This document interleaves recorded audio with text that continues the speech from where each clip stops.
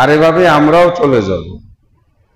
এই আমরাও চলে যাব, এটাই আমাদের কাছে একটু অবিশ্বাস্য মনে হয়, কিন্তু এটা চির সত্য। মূসা আলাইহিস সালাতু ওয়াস সালামের কাছে মালাকুল মউত এসেছিলেন তার জান কবজ করার জন্য। তিনি একটু রেগে গিয়ে একেবারে মালাকুল মউতের উপরে চড়াও হয়েছিলেন। মালাকুল মউত মানে আজরাইল আল্লাহর কাছে ফিরে গেল, গিয়ে বলল, আল্লাহ, মূসা তো একেবারে রেগে মেগে আমার ঘুষি মেরে বসছে। আল্লাহ বললেন, কি চায় সে? বলছে যে না, সে এখন আসবে না, তার অনেক কাজ বাকি আছে। আমরাও মিলাইতে পারি, আমাদেরও অনেক কাজ। দিন যত যায় কাজ তত বাড়ে। আমরা মনে করি যে এই ঝামেলা বুঝি শেষ হয়ে গেল। আসলে কি ঝামেলা শেষ হয়? আল্লাহ তাআলা মালাকুল মউতকে বলে দিলেন, যাও মূসাকে গিয়ে বলো সে কত বছর, কয়শো বছর, কত হাজার বছর পৃথিবীতে থাকতে চায়, বলো, তারপরে পারমিশন দিয়ে দাও। আমাদেরকে যদি এরকম একটা কথা মালাকুল মউত আজরাইল আইসা বলেন তো আমরা তখন কি করব? বলে, ভাই ভাই, আমরা হয়তো প্রথমে বলবো 200 বছর, পরে বলবো ভাই একটু থামো, এই 500 বছর করে দেওয়া যায় না? তারপরে যখন সে চলে যাইতে নিবে ডাক দিয়ে বলবো, আজরাইল ভাই তাইলে আরেকটু দেরি করে আসেন 1000 বছর পরে। আজরাইল বলবো যে আচ্ছা ঠিক আছে, আমি 1000 বছর পরে আসি। তখন হয়তো বলবো যে ভাই আইবাই যখন, তাহলে আরেকটু দেরি করে 10,000 বছর পরে। মূসা আলাইহিস সালাতু ওয়াস সালামের কাছে প্রস্তাব দেওয়া হলো। মূসা আলাইহিস সালাম তো নবী, তাই না? বিচক্ষণ মানুষ, জ্ঞানী মানুষ। তিনি বুঝতে পারলেন যে আমার জন্য আল্লাহ তাআলা একটা কি দিয়েছেন, একটা নির্দিষ্ট বয়স দিয়ে দিয়েছেন। আমার এই বয়সে আমার শেষ মুহূর্তে মালাকুল মউত আসছে, এই বয়সটা ফিক্সড করে দিয়েছেন কে? আল্লাহ। আমি এটা নড়াইতে চাচ্ছি। তো মূসা আলাইহিস সালাম বললেন, হ্যাঁ আমি 100, 200, 500 বছর যদি বাঁচি, তারপরে আমি আসব। আজরাইল বলতেছে, আমি আসব, আবার আপনার এই রূহ টেনে বের করে আপনাকে মৃত্যুর স্বাদ দিয়ে আপনাকে দুনিয়া থেকে নিয়ে যাব।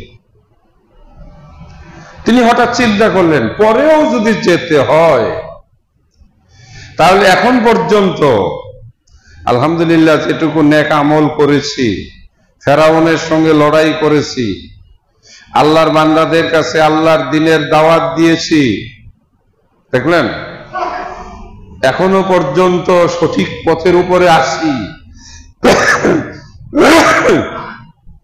সামনের 2-3 বছর হায়াত, তখন আমার কি হবে কে বলতে পারে? বেশি হায়াত চেয়ে কিয়ামত পর্যন্ত একেবারে নষ্ট হয়ে গেছে কে বলেন তো?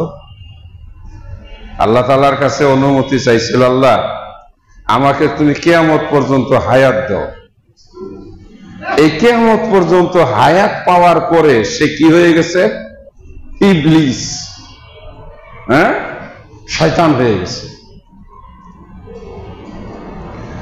মূসা আলাইহিস সালাম আজরাইলকে ডাক দিয়ে বলে, ভাইজান শোনেন, আমার আর থাকার দরকার নেই, পরেও যদি যেতে হয় তাহলে আল্লাহ যেটার জন্য পাঠাইছেন এটাই করেন, আমি আল্লাহর কাছে যেতে চাই। শেষ কথাটা কি? আমি কার কাছে যেতে চাই? আল্লাহর কাছে যেতে চাই।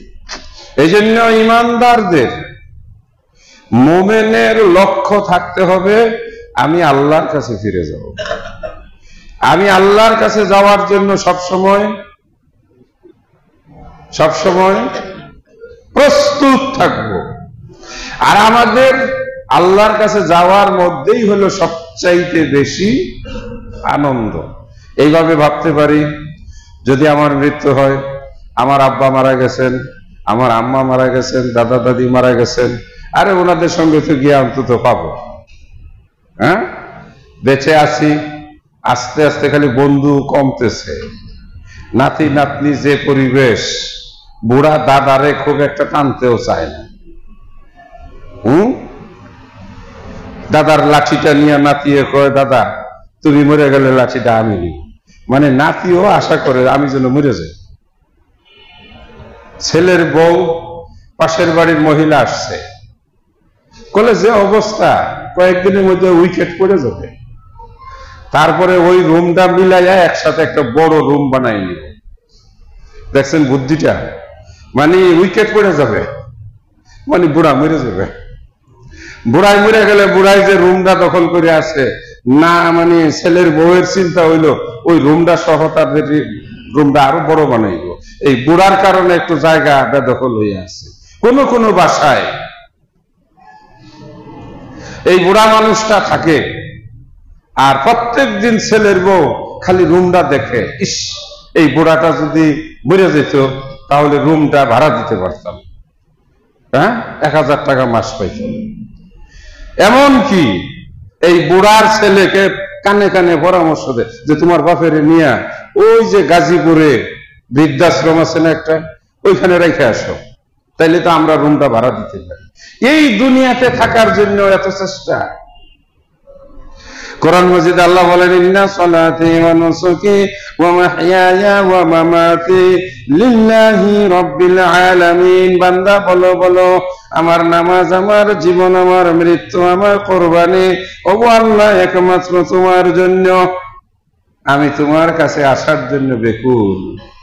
এটা হলো মুমিনের কামনা বাসনা।